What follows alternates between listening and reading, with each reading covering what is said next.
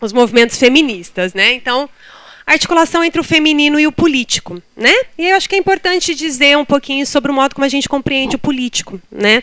Que é o modo que a gente veio discutindo no minicurso desde manhã, que é a maneira como os sentidos eles estão sempre em disputa. Então, política é nessa relação de disputas de sentidos, nessas divisões, tá? Então, quando a gente pensar nos movimentos feministas, acho que é isso que tem que estar também em evidência, né? Que é uma disputa de sentidos. E aqui, coloquei no plural, né? Embora a gente, às vezes, fala o feminismo, mas eu acho que é bom pontuar que a gente não tem um feminismo, né? A gente tem várias vertentes do feminismo, né? Então a gente tem feminismo negro, transfeminismo, né? Feminismo liberal, feminismo à esquerda, né? Marxista. Então aqui a gente vai falar de alguns movimentos feministas e alguns movimentos feministas da atualidade, né? Eu tinha colocado, né, na programação do minicurso 3 movimentos, que é a Marcha das Vadias, o Pago Funk, né, que na realidade não é um movimento feminista, mas é um coletivo, né, feminista, e o Fêmen, né, que é um movimento que surgiu na Ucrânia. Então são esses 3 movimentos que a gente vai tentar olhar um pouquinho para pensar os movimentos feministas. Só que antes, eu queria retomar rapidinho só. Opa! O negócio não está indo. Ah, não está ligado. Agora vai. Eu queria retomar rapidamente uma história, né, de alguns momentos que nós podemos dizer que, né, ocorriam na história do Brasil que caracterizaram lutas de mulheres por alguns direitos. Tá? Então, assim, vamos tentar interpretar o movimento feminista como um movimento de mulheres em prol de direitos. Depois, na hora que a gente for olhando os movimentos feministas, a gente tenta perceber como eles inscrevem sentidos para o feminismo. Tá bom? Então, aqui não é o objetivo definir isso é um movimento feminista, mas sim pensar que é um movimento de mulheres que luta por direitos, né, na sociedade. Então, se a gente pensar, né, na história do Brasil, a gente vai ter, né, no início do século XX, a mulher vai começar, né, a participar de algumas decisões políticas do Brasil. Né? Então, a gente vai ter como marco o ano de 1932, que seria o quê? O direito ao voto. Ela conquista esse direito ao voto. Para quem estuda feminismo, né, vão dividir o feminismo em 4 ondas. Algumas teóricas vão criticar isso, né, mas eu quis pontuar que o direito ao voto é considerado a primeira onda do feminismo. Seria o primeiro direito que a mulher conquista na sociedade, né? E eu não sei se vocês assistiram, eu trouxe o link do trailer, o filme As Sufragistas. Não sei se vocês assistiram. Que ele vai discutir um pouco...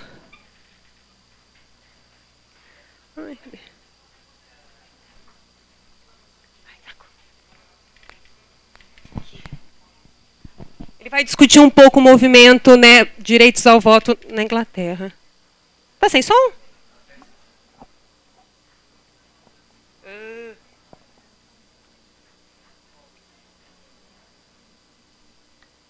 Tá ligado? Tá sem...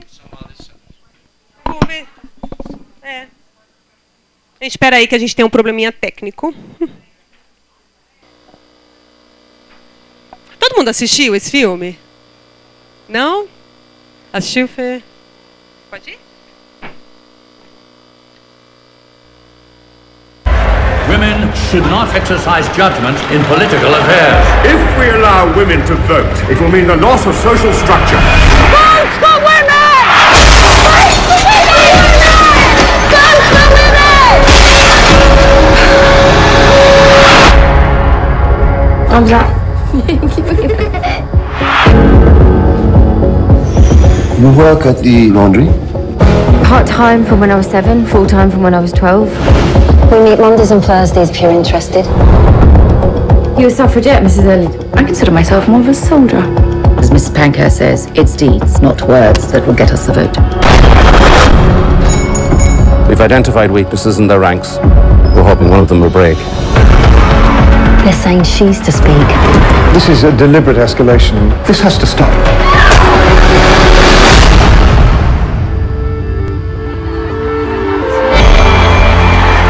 For 50 years, we have labored peacefully to secure the vote for women. We've been ridiculed, battered, and ignored. Punish those responsible, whatever way you can. Mama!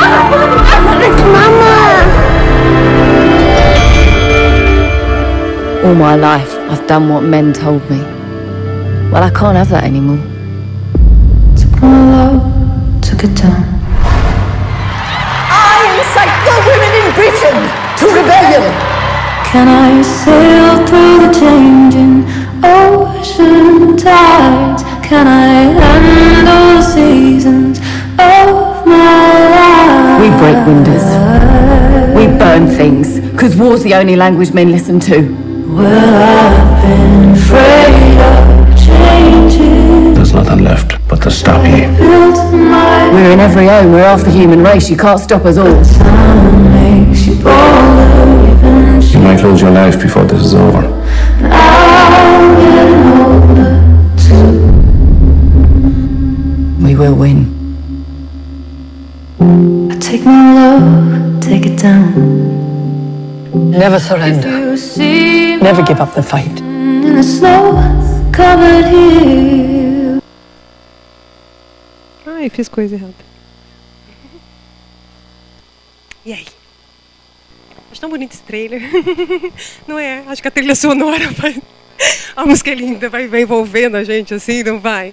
Tipo, mostrando, né? Acho que o cinema ele tem esse poder também, né? De uma certa maneira, poetizar essas lutas, né? E aí a gente vê materializado como foi difícil conquistar esse direito, né? Um direito que hoje pra gente é muito comum, né? Desde 1932, né? Mas como que às vezes esses direitos, né, conquistados podem ser usurpados, né?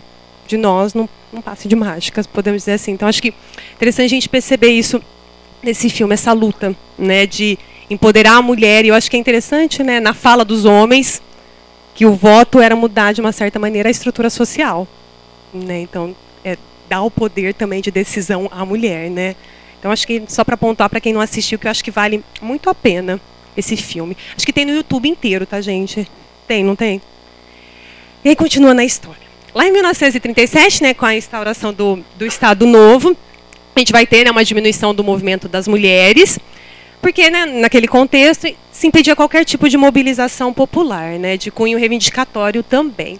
Em 1945, as mulheres vão começar a se organizar em associações de bairro e vão iniciar uma ocupação do espaço público, né? Mesmo ela tendo tido o direito do voto antes, ela não ocupava esse espaço de estar na rua, né? Com a ditadura militar isso fica ainda mais forte, né? Que a gente vai ter uma primeira aproximação das mulheres com o poder governamental, pedindo o quê? Não só, né, a luta, né, pelo fim da ditadura, mas também, né, com essa condição de submissão, de dominação da mulher. A década de 70, né, dentro da história do feminismo brasileiro, é considerado a segunda onda. Então, essa luta, né, pelo fim da ditadura, mostrando que a mulher, né, denunciando essa opressão no lar que ela sofria no ambiente doméstico, é considerado esse segundo momento do feminismo.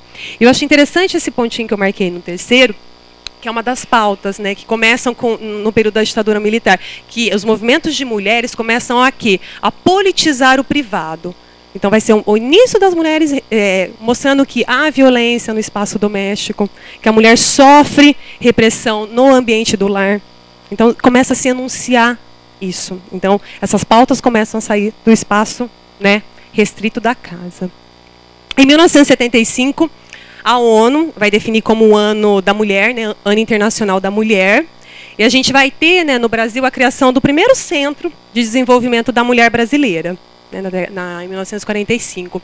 E aí tem um primeiro passo para tornar institucionalizado os movimentos de mulheres, né?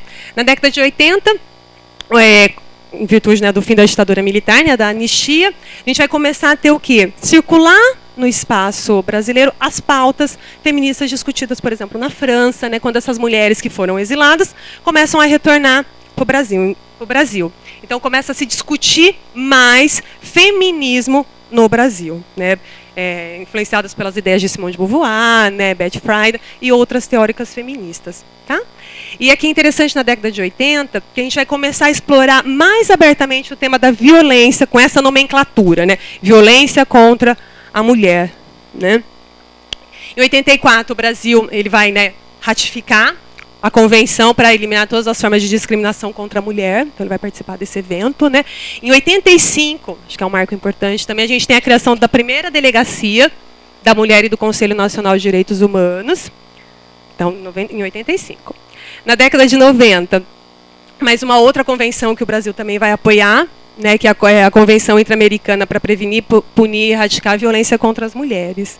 Né, e discutindo cada vez mais a violência contra a mulher. Então começa a ser uma pauta, né, mostrar que a mulher sofre violência. Né.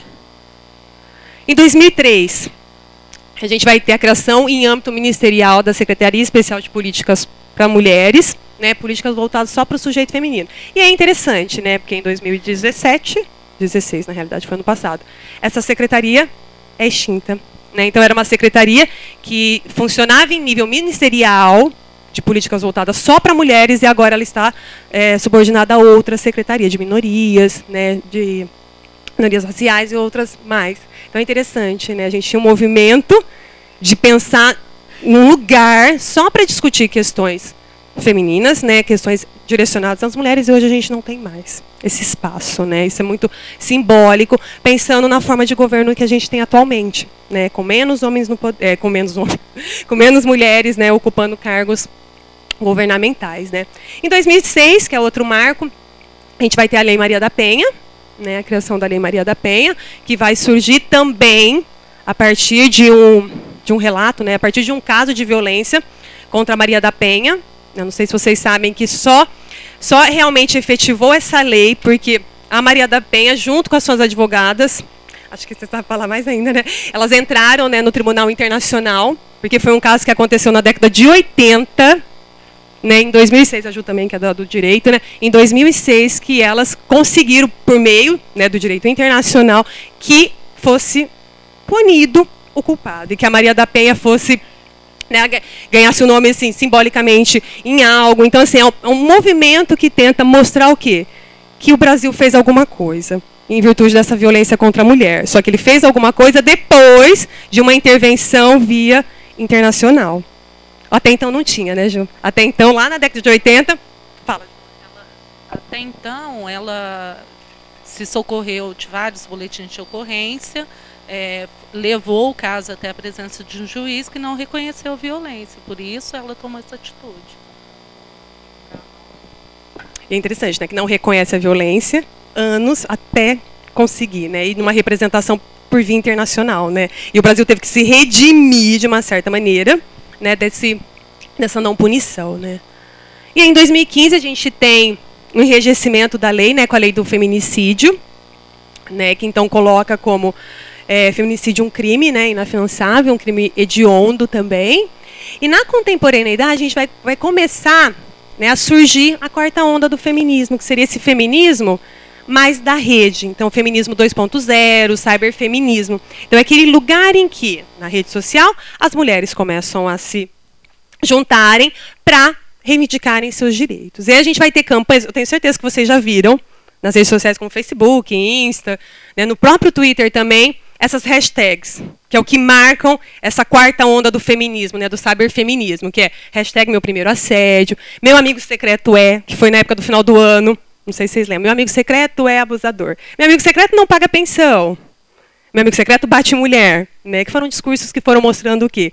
Como que tem um amigo secreto masculino que violenta a mulher, né? E outra hashtag, agora é que são elas. Então, é interessante, né, esse uso da hashtag, né, que já mostra o quê? Que é uma relação com o espaço digital e mostra também o quê? Do que essas mulheres estão falando. Né? Então, do primeiro assédio, então você vai ter relatos de mulheres, de meninas, né? Meninas e mulheres contando do primeiro abuso. Né? Então, são materiais bem interessantes para a gente pensar nessa história hoje, que também, de uma certa maneira, o espaço digital é um lugar constituído para a mulher poder o quê também? Se falar, né? Mais do que, por exemplo, a gente tinha na antiguidade, né?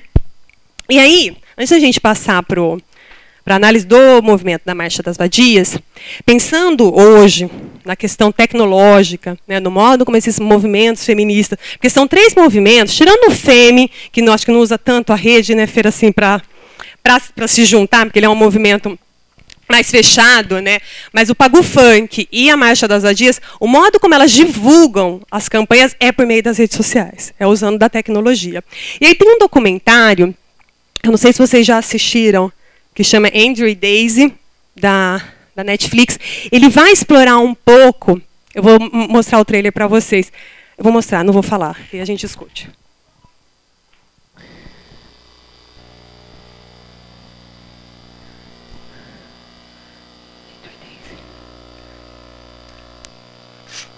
And it's a girl, Daisy. Get your mother. Get your mother. And there's the birthday girl. Cheese.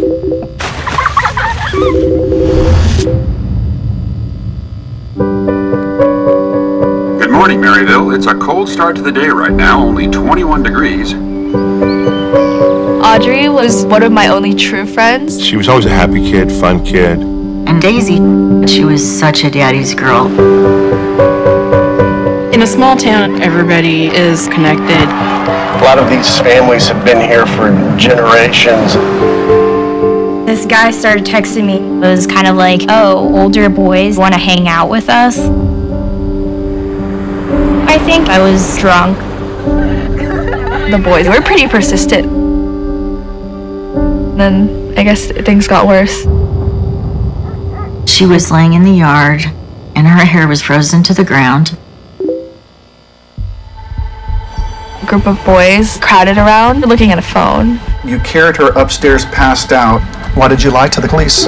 She said, I'm scared. I did something that I didn't want to do. Who took the video? The whole town split up into sides, Daisy against people that were very, very vicious. We started having issues with vandalism. It was picked up in the world of social media. That's when this erupted into a firestorm. The grandson of a Missouri official has walked free. We had our house burned down. These are very hard cases. No nice way to say it, they're liars. The verdict was hard to believe. She said, I can't do this anymore.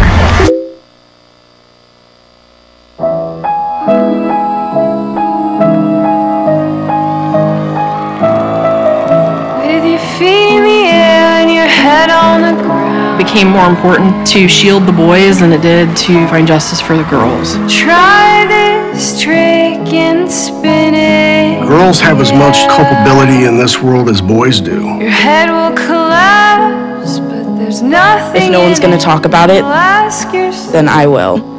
Where is my mind? It's sad, but after that incident, something clicked. You can't ignore an army of voices. The words of our enemies aren't as awful as the silence of our friends.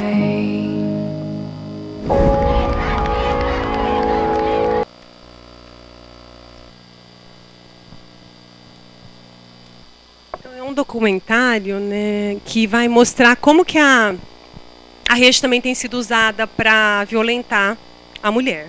Então a gente está falando de movimentos feministas que usam da rede para propagar pautas feministas, mas aqui a gente tem um outro lugar, né? Como que nesse espaço do virtual, do tudo pode, a mulher também é violentada, né? E eu acho que é interessante nesse curto, né, trailer que a gente viu, alguns sentidos sendo veiculados sobre meninas, sobre os meninos, né? A fala do delegado, quando ele coloca a menina é tão culpada quanto os garotos. Culpada pelo quê? Pela violência que sofreu?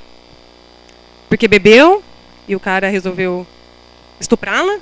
Então, acho que são sentidos, né, de culpabilizar a vítima e culpabilizar a mulher, né, meninas, né, adolescentes no caso. Então, acho que é um documentário que vale muito a pena ver, principalmente para quem trabalha com adolescente. Eu acho que é um documentário muito bacana, até mesmo para passar em sala de aula, porque é no contexto de ensino médio que a história se passa, com adolescentes que bebem demais, que, né, que vai acontecendo em situações. Então, acho que dá para polemizar algumas questões, né, sobre identidade de gênero, né, sobre o modo como meninos e meninas se tratam, né?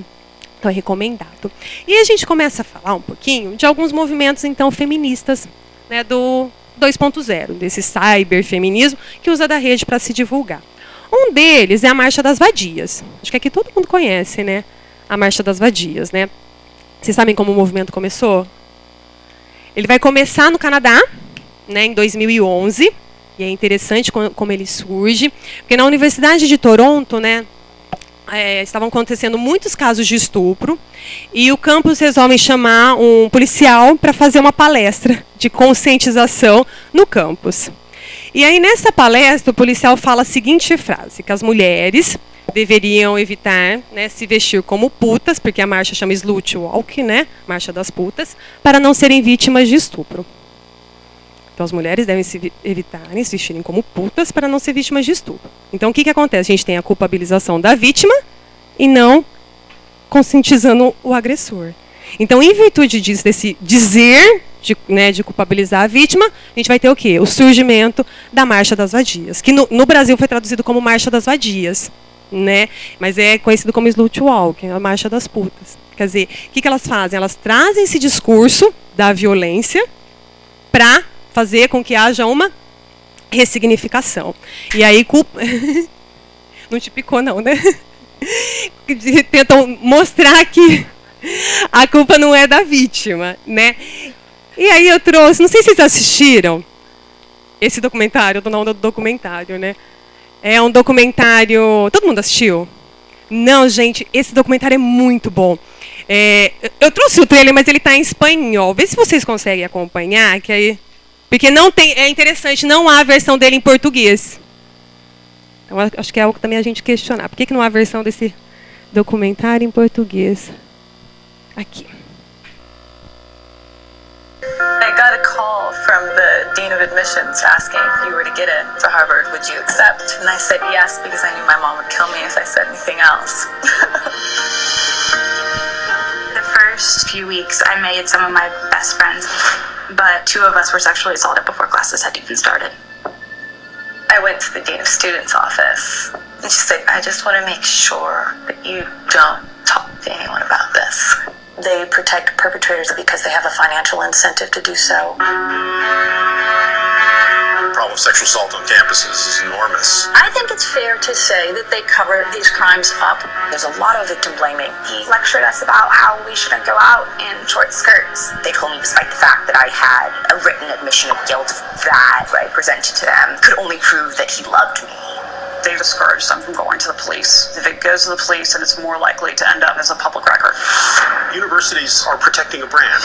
Campus police cannot contact an athlete. He won the Heisman Trophy with his DNA rape kit. Just sit down with the students and ask them, where are the hot spots? SAE, sexual assault expected. The second most common type of insurance claim against the fraternity industry is for rape. Her rapist's name matched the name of 2 other cases, and he was allowed back on campus. The message is clear, you're not going to win. We started seeing, what was happening at campuses across the country. Why has no one connected the dots before? These students went from sexual assault victims to survivors and now activists. My name is Carolyn Luby. My name is Alexa Schwartz. My name is Ari Mostov. This is a national problem. I was getting threatened. It was working in their favor to silence me. I was terrified. I thought if I told them, they would take action, but the only action they took was against me. We've got a lot further to go.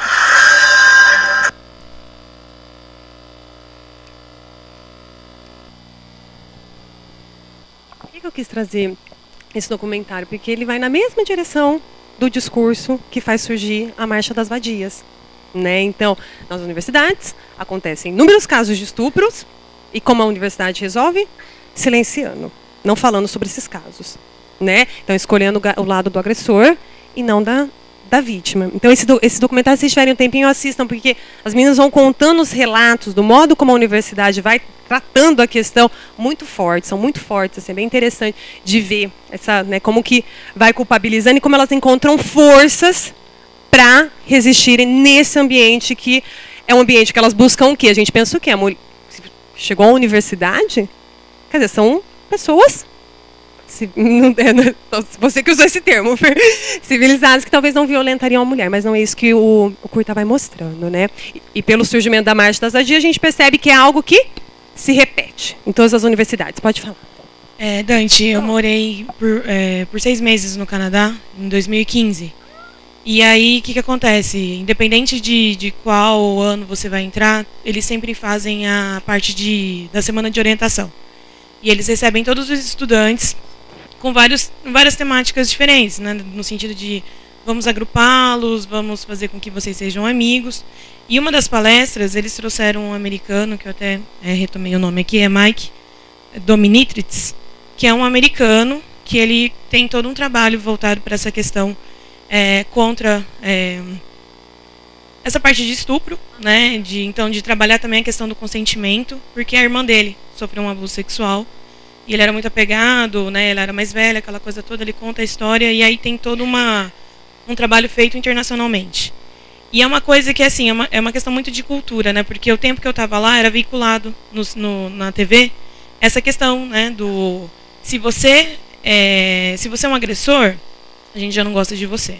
Agora, se você está do lado de um agressor e você consente, você também está sendo um agressor. Então, o trabalho era nesse sentido, de que você, enquanto o amigo do agressor, você também está sendo um agressor. E se você é amigo da vítima, você também tem que ajudá-la nesse sentido. E é uma coisa que eu senti que é uma coisa muito... Nossa, é muito estranho, assim, porque realmente surte efeito. Porque, assim, a gente saiu da palestra, e aí tinha algumas pessoas que estavam presentes e outras não. Nós fomos para uma festa, né, de tipo, olha, então os veteranos vão agregar os calouros. E aí teve um veterano que teve esse comportamento, né? Tipo, cadê as mulheres gostosas dessa festa? E assim, foi imediato, que aí um virou pro outro e falou, cara, você devia ter ido na palestra, você está sendo estúpido, você está sendo idiota com as pessoas. Então, assim, em vários outros momentos eu vi isso, sabe? De meninas chorando porque o rapaz foi idiota, mas aí todo mundo tem um acolhimento. Então, assim, é uma coisa que, de novo, a gente voltando aqui pro Brasil, é uma coisa institucionalizada. Porque a gente tem essa tendência de sempre culpabilizar a vítima. Né? E é um trabalho muito complexo, muito difícil, principalmente para trabalhar com adolescente. Quer dizer, eles estavam lá na universidade e aí tinha toda essa questão de tipo, não é do jeito que você quer. Parece estranho você pedir para o outro, eu posso te beijar? Mas é isso que você tem que fazer. Inclusive um dos livros dele chamava Can I Kiss You? May I Kiss You? Porque tem que ter o consentimento do outro, né? Por mais estranho que seja, porque foi naturalizado de que não, você não tem que pedir permissão, você pode invadir o espaço do outro. Mas eu acho que é possível, né? Tipo, eu consegui observar em situações que dava. Eu acho que sim, é possível, né? Eu acho que é interessante assim pensar que é possível por meio de inserções de outros discursos, né? Então você vai ter uma palestra de conscientização, você vai ter, por exemplo, a produção de um documentário que começa a circular, quer dizer, são outros discursos que vão chegando ao sujeito e ele consegue também o quê? Se ele não consegue se ver enquanto agressor, mas o amigo consegue, já aponta, né? Eu acho que tem todo um trabalho aí, realmente. Eu acho interessante também do que você falou, essa questão de não respeitar o outro. Eu acho que nos casos aqui é não respeitar a mulher, né? Porque eu trouxe uma campanha da Marcha das Vadias que a gente vai retomar isso, a questão assim, você até falou assim, o beijo não consentido não é para existir. Mas o que a gente tem de memória é que, quando a mulher diz não, tem que forçar não, o não é charme, né? Então é bem interessante isso. Podemos continuar? Alguém quer comentar mais alguma coisinha? Não? Então vamos lá. Então a gente começa com a Marcha das Vadias. O que é importante a gente pontuar desse movimento feminista? Que elas tentam ressignificar a palavra vadia, né? Então a gente vai ter um movimento que, quando a gente pensa em vadia, o que vem na nossa mente? Tem toda uma memória de relacionar lá com a vadiagem, né, no começo do século XX, né? Mas também de ser uma mulher que leva uma vida o quê? Fácil, né, Ju? Fácil. No dicionário, se a gente for para o dicionário, a gente vai ter o quê? Mulher vadia. Lá no Aurélio, se alguém tiver Aurélio aí online, pode consultar que está isso. Mulher vadia, 2 pontos. Meretriz. Essa é a definição. Mulher da rua, meretriz. Mulher do mundo, meretriz.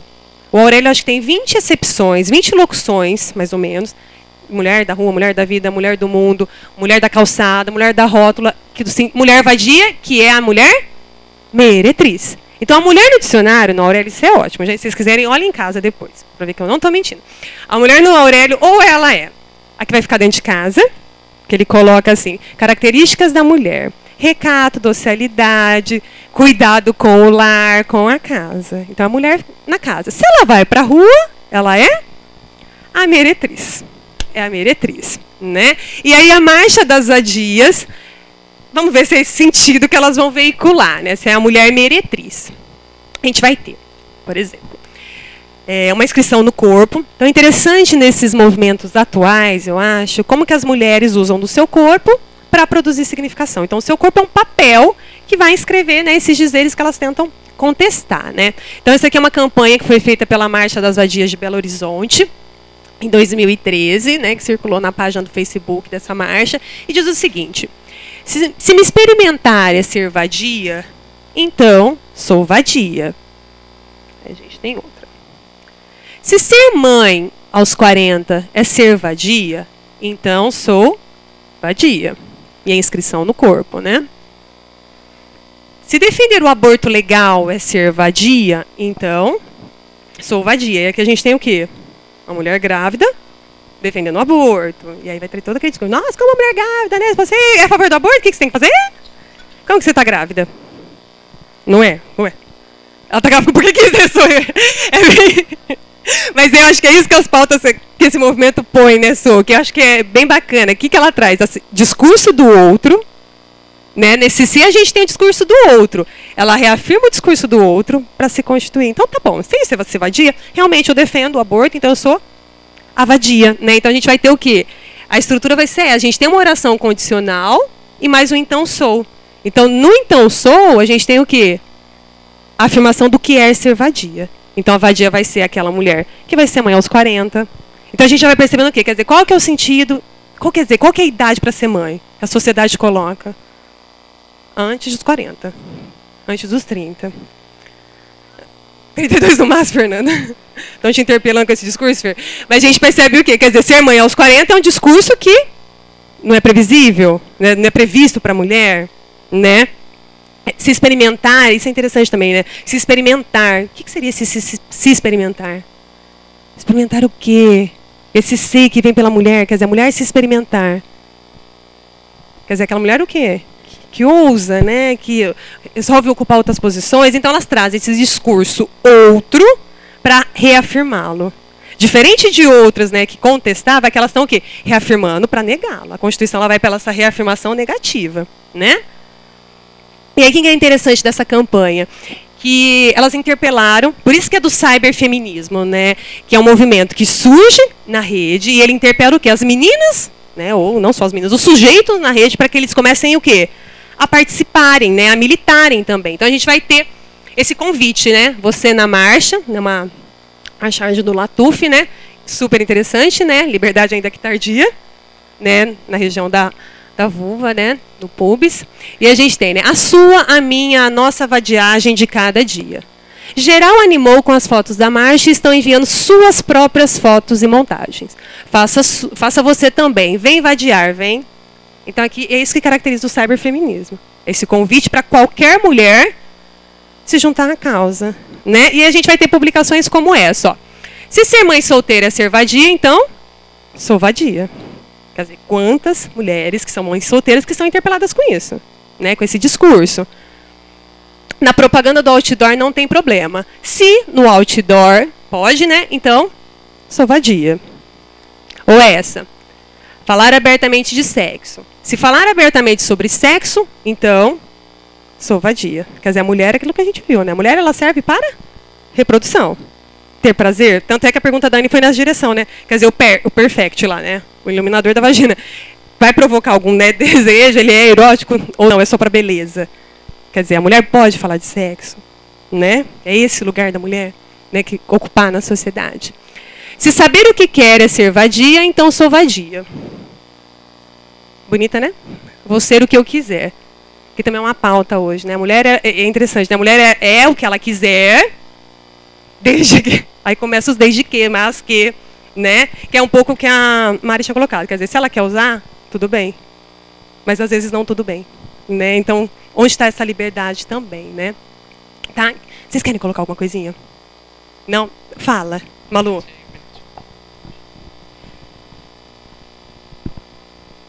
Não sei se alguém já viu, rolou muito no Facebook, os estudantes de engenharia da Poli da USP fizeram um vídeo dizendo que eu não lembro da porcentagem, mas o tamanho é minúsculo de mulheres que fazem engenharia e todos aqueles abusos que elas sofrem. E elas colocaram aquela música da Clarice Falcão, que na verdade é da Destiny Child, né?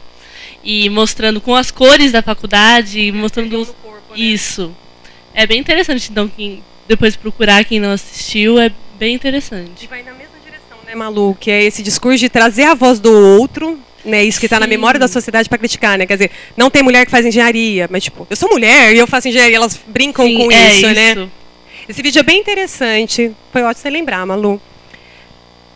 Nossa, você lembra o nome? Coloca Meninas da Engenharia da Poli. Foi uma campanha que elas fizeram para a recepção dos calouros. Né? Então, para a recepção dos calouros, mostrando o quê? Que as mulheres estão lá na universidade, estão fazendo engenharia, que elas podem ser acolhidas, né? Que elas vão relatando casos de violência também, né? Bem legal. Uma outra campanha da marcha, tentando, né, ressignificar o vadia, lembrando que vocês viram que aqui não tem nenhum que atrela a vadia aqui, gente, ao meretrício. Então é uma ressignificação, então está ressignificando o dicionário, né? E aqui, né, que foi uma outra campanha da Marcha das Vadias, só que agora do Distrito Federal, a gente vai ter a estrutura de uma definição lexicográfica. Né? Então aqui é, de uma certa maneira, refutando esse discurso que já está institucionalizado, lá nos instrumentos linguísticos.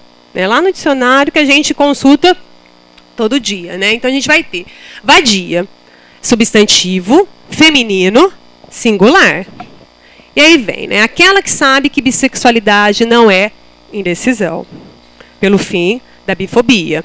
Ela é a marcação da hashtag, né, gente? Que caracteriza o feminismo virtual. Vadia, aquela que não aceita ser julgada pela violência que sofre, pelo fim da violência. Aquela que não aceita por ser julgada por ser mãe solteira, pela maternidade livre. Aquela que luta pelo direito de abortar, pelo aborto seguro. Acho que acabou, não. Aquela que é livre, pelo fim do machismo. O que a gente tem aqui? Que eu acho que chama atenção nessa campanha. Como que ela é constituída? O que vocês acham? Nada? De manhã vocês estavam mais animados, né? O sono, né? É, o almoço dá aquele baque. Fala, Maru.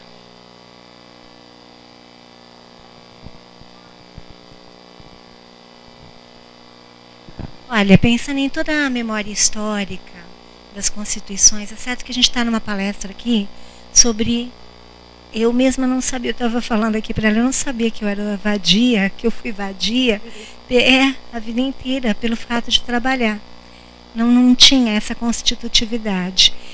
E essa questão aí, que a mulher por si só, ela é combativa. Eu nunca tive esse olhar, eu tenho uma filha engenheira, fez na Unicamp. Olha, está sendo espantoso para mim, porque eu não tinha esse olhar do preconceito. E sendo ela baixinha, sempre eu fui uma baixinha, não de combate, mas por que não eu? Tá? Porque eu não posso estar aqui. Aí isso tudo está me levando à questão da baixa autoestima, essa constitutividade do elemento da mulher, que ele é, vamos pegar no aporte divino, a coluna da casa, tá? No Alcorão, essas coisas todas, tá? No campo holístico, no campo teórico, no campo acadêmico. Então, na verdade, essas relações não se constituíram desde a pré-história, porque houve a sublimação, né? A colocação da mulher, você vai ter esse perfil, é esse, cala a boca, senão se apanha. Não é isso? Acho que tem essa memória, eu acho que sim, né, Maria José? Tem essa memória, como a gente vem mostrando desde manhãzinha, né? E eu acho que aqui tem uma coisa interessante, que eu acho que vem da campanha, que é, você até falou assim, eu tenho uma filha que faz engenharia, então já está mostrando que ela é engenheira, né? E ela já está ocupando uma posição que a gente já, né, pelo que a Malu fala, que não era, né?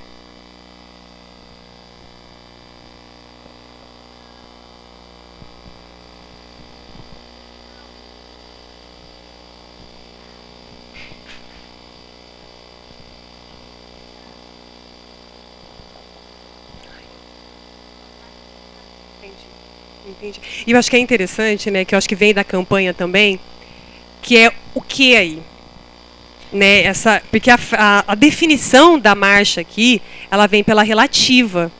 Ela vem para uma oração relativa, aquela que. E é interessante, né, que é uma oração relativa restritiva. Então não é toda mulher que é uma mulher vadia. É somente aquelas que são livres, aquelas que lutam pelo direito de abortar, aquelas que... Sim, no cotidiano, sim. Sim. Não, e tipo assim, no olhar masculino, no olhar do dicionário.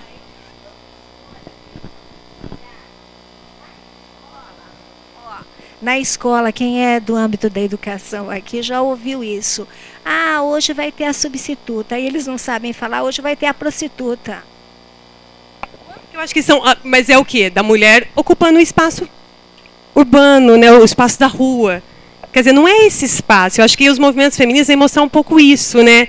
Quer dizer, as pautas feministas hoje são outras. É isso que, por exemplo, a Marcha das Vadias está colocando. Que é o lutar pelo direito de abortar, é o lutar pelo direito de ser mãe solteira, e ninguém ficar falando nada por ter feito essa escolha, ou, né, ou ter sido imposta, e estar vivendo com isso. Acho que é um pouco isso que esse movimento fala. E aqui é interessante porque ele não generaliza. Então não são todas as mulheres que são mulheres vadias. Porque vai ter mulher que não vai lutar, que não vai aceitar o aborto. Vocês percebem? Então aqui é um posicionamento, é um dizer do que é ser vadia, né? Gente, mais alguém quer colocar alguma coisinha? Não? E a gente tem outra, dentro da Marcha das Vadias, que... Pode falar, Maria.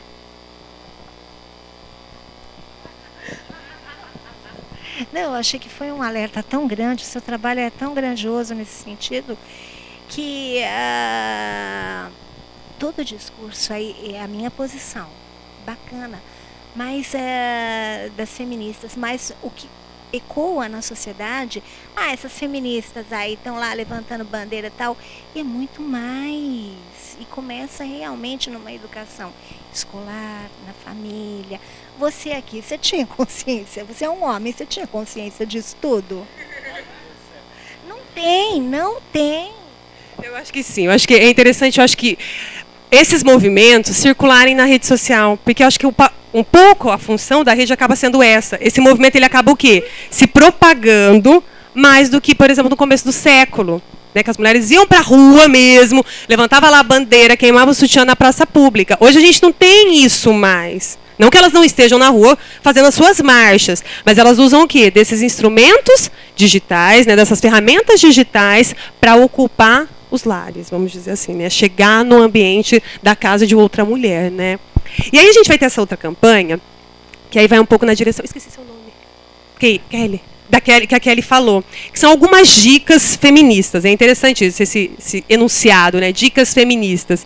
Algo como, ó, o valor de uma pessoa não está na roupa que ela usa, ou na sua conduta social. Sexual, na sua conduta sexual. O que a gente pode perceber aqui? Mais uma vez, trazendo a voz do outro, né? O que é da memória. Vocês percebem que é uma memória aqui, que a gente já viu lá no começo, né, da antiguidade. Quer dizer, o que a sociedade coloca? Tanto é que no documentário, uma das meninas falam, né? Eles recomendaram que era pra gente não vir com uma saia tão curta. Então, que é isso, né? O valor de uma pessoa tá o quê?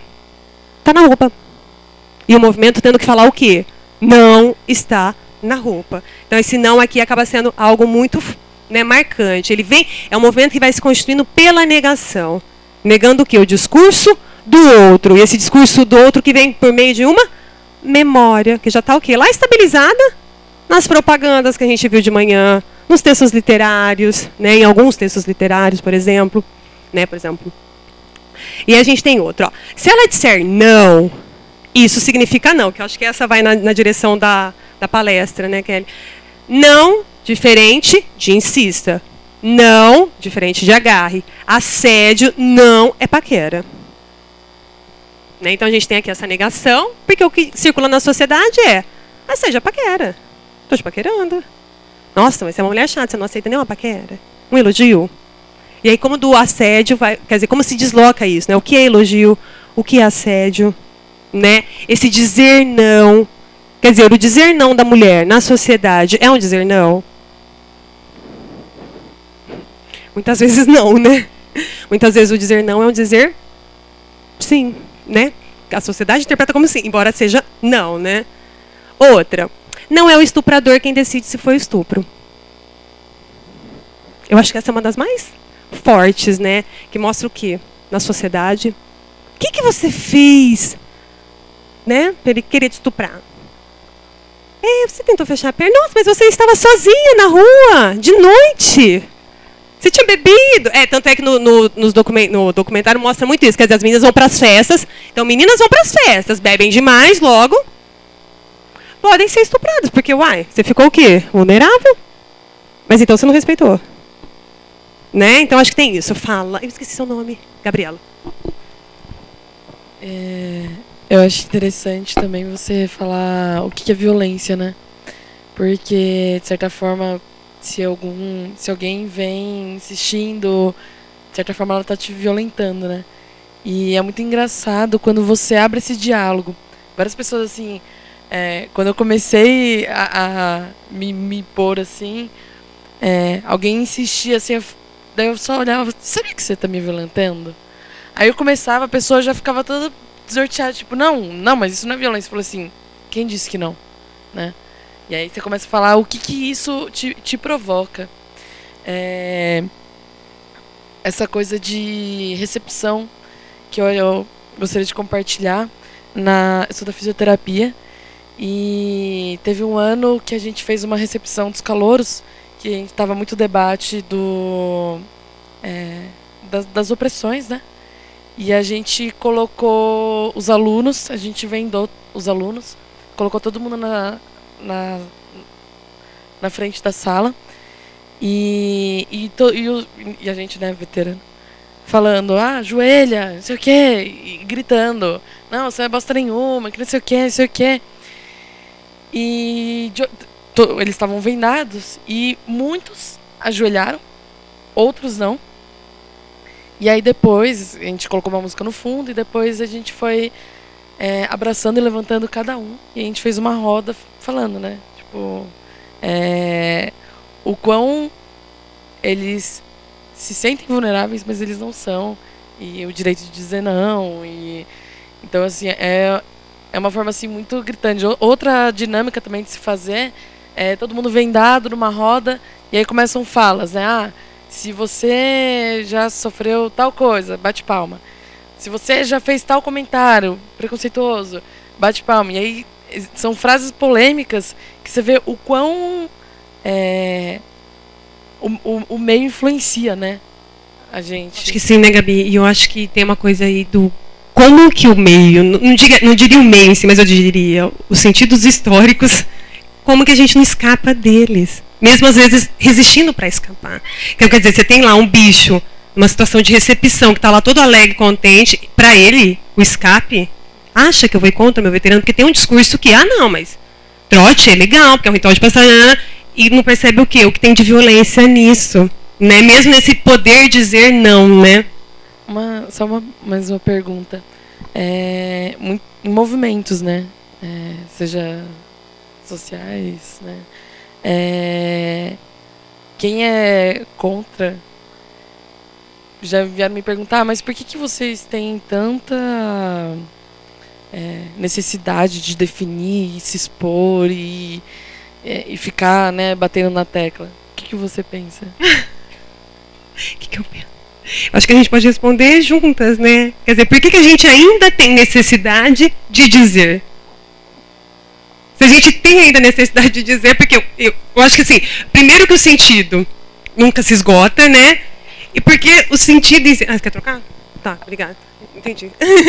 Eu acho que primeiro porque os sentidos não se esgotam, né? E porque eu acho que ainda são necessários dizeres para afirmar que a mulher fala, que ela deseja, que a mulher é um sujeito histórico, né? Um sujeito desejante, é um sujeito falante, que ela tem, né, ela deve ocupar esse espaço.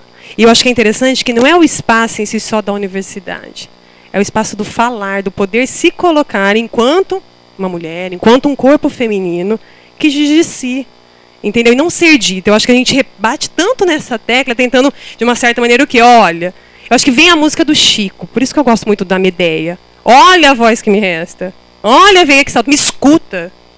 Quer dizer, me olha. Você não está me olhando. Eu estou repetindo? Sim. Quer dizer, a gente vai repetindo o quê? De uma certa maneira, para ver se o sentido satura. E esse sentido, sei lá, entra na memória. Porque me parece, às vezes, que a gente está falando do século XXI. E enunciados sendo repetidos no século XXI. Quando a gente tem o quê? Olha aqui na sala o tanto de menina que tem. Na universidade, se a gente for pensar. Quer dizer, no começo do século, a mulher não podia estar na universidade. Quer dizer, então a gente conquistou esse direito de estar na universidade. Só que a gente está na universidade, só que mesmo estando na universidade, nosso corpo é vulnerável. Quem não tem medo de andar aqui na USP de noite, enquanto menina? Porque a gente sabe que o nosso corpo ele pode sofrer violência de qualquer maneira. E aqui a gente está num lugar de empoderamento. Porque a gente está falando, a gente está discutindo. Só que a hora que você sair daqui, você pode ser violentado do mesmo jeito. Você vai ser violentado por quê? Porque você é mulher. Porque teu corpo é um corpo que foi feito de uma certa maneira para sofrer esse tipo de violência. Você entendeu, Gabi? Então, eu acho que ainda é necessário falar. Porque o sentido ainda não foi saturado. Porque a gente ainda não ocupou posições que não são, assim, direitos do sujeito que deseja, né? Mas isso aí sou eu, entendeu? Assim, Dante. acho que talvez cada um tenha uma opinião aí, né? E vai até no que eu pensei.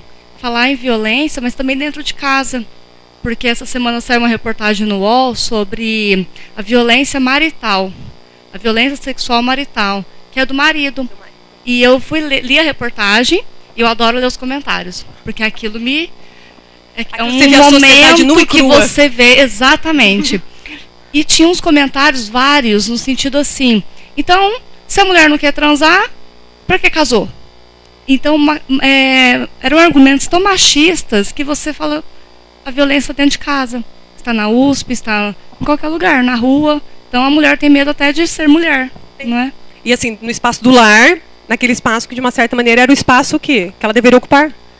Né, mas o corpo é de quem? Do marido, né? De ter segurança, que não tem, né? Vejamos os inúmeros casos de violência, né? Quer dizer, a Lei Maria da Penha surge por quê? Porque a mulher foi... o marido atirou nela dormindo. Dentro de casa. Quer dizer, ela não está protegida no espaço do lar, né? Por isso que eu acho que, né, lá na década de 80 tem essa ideia, né, do politizar o privado. Que eu acho que é um pouco isso também que você trouxe, né, Thaís? De politizar. Quer dizer, o privado também tem que ser discutido. Porque tem aquele discurso que, em briga de marido e mulher não se mete colher.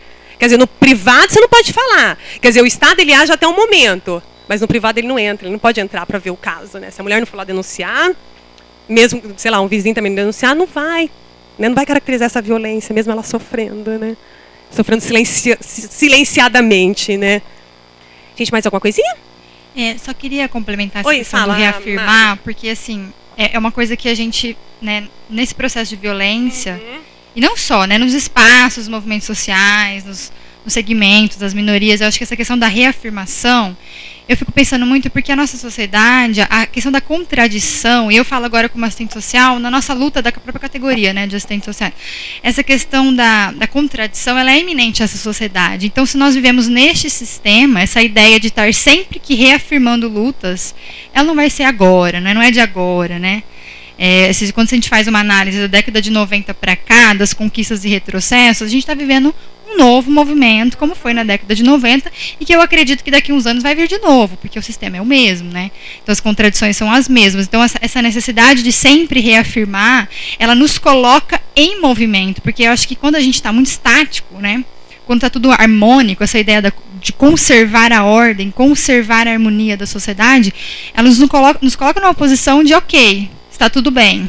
Agora, quando nós estamos sempre saindo em marcha das vadias, quando nós estamos sempre com a população de rua, né, no caso, hoje é o dia, né, de luta contra, né, o genocídio, a morte da população de rua, enfim, quando a gente está sempre se colocando em movimento, eu acho que não é se reafirmar, é se pôr em movimento, se mover, porque a vida move, né, é bem o método mesmo, a realidade, teoria, isso está sempre se movimentando, né, então acho que não é nem reafirmação, né. É sempre estar em movimento, porque na verdade a lei ela existe porque tem alguma coisa errada, né? Na verdade, os direitos a gente luta por eles porque eles não existem, né? Então eu acho que é esse se colocar em movimento. Ótimo isso. Eu acho que é isso mesmo, né? E aí vem pelo próprio significante, né? Movimentos feministas, né? Então é o movimentar, né?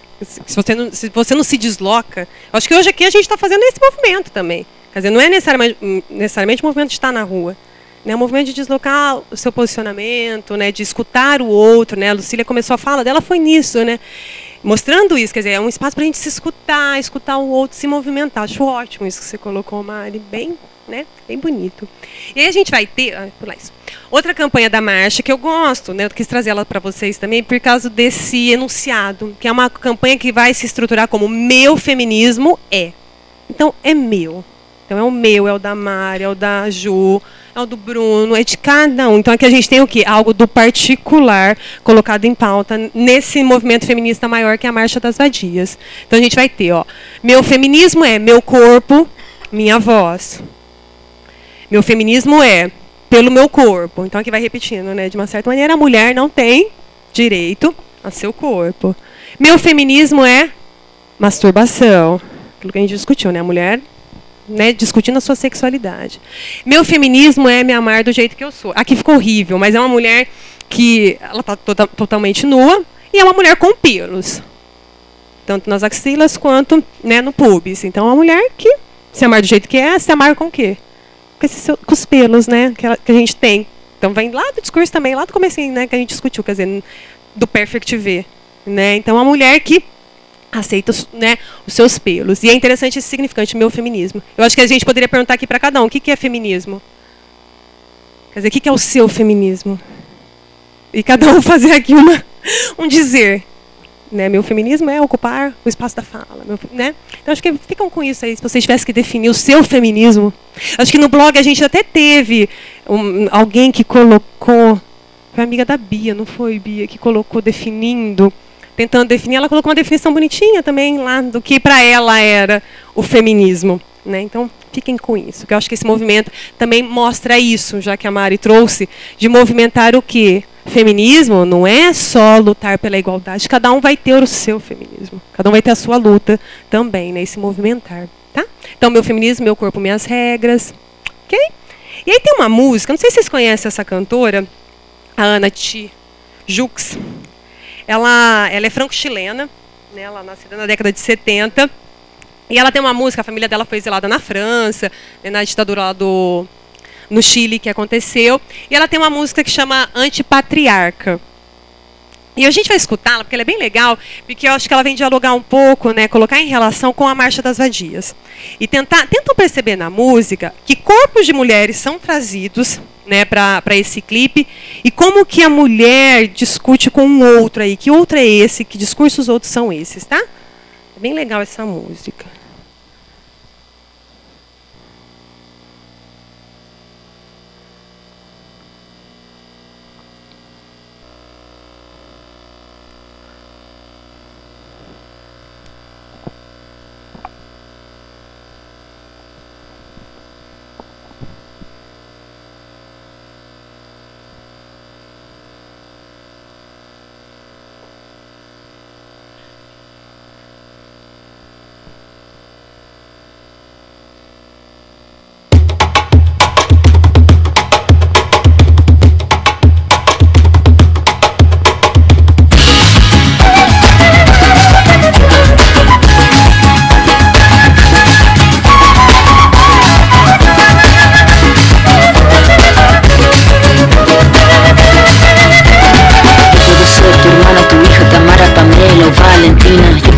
Tu gran amiga, incluso tu compañera de vida. Yo puedo ser tu gran aliada, la que aconseja y la que apaña. Yo puedo ser cualquiera de todas, depende de cómo tú me apodas. Pero no voy a ser la que obedece, porque mi cuerpo me pertenece. Yo decido de mi tiempo, como quiero y donde quiero. Independiente yo nací, independiente decidí. Yo no camino detrás de ti, yo camino de la para ti. Tú no me vas a humillar, tú no me vas a gritar, tú no me vas a someter, tú no me vas a golpear, tú no me vas a denigrar, tú no me vas a obligar, tú no me vas a silenciar, tú no me vas a callar. No sumisa ni obediente, mujer fuerte, insurgente, independiente y valiente, romper la cadena de lo indiferente. No pasiva ni oprimida, mujer linda que da vida, emancipada en autonomía, antipatriarca y alegría.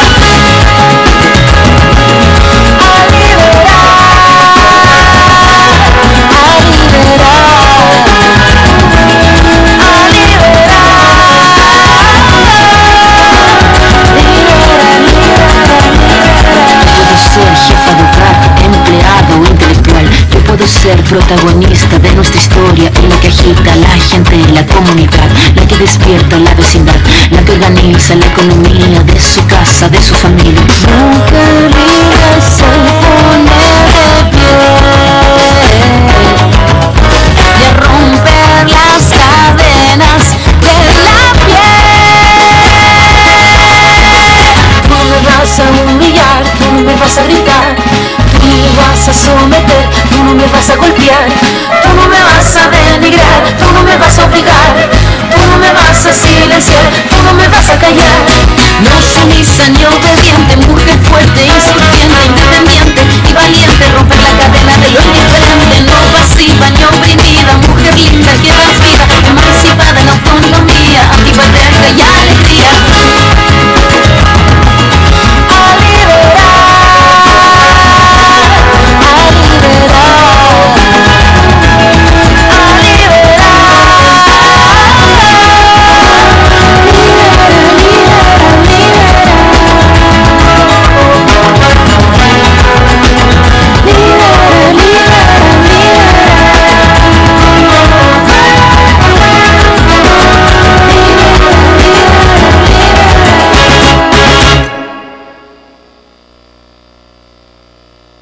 Deu para compreender?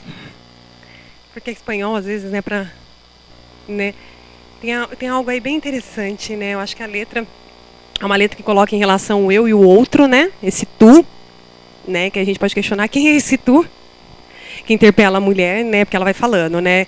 Você não vai me humilhar, você não vai me, né, vai me gritar, né? Você não vai gritar a mim, você não vai me submeter, você não vai me golpear, né? Não vai me bater, não vai me denegrir, não vai me obrigar, não vai me calar. Quer dizer, quem é esse tu? Que tu é esse?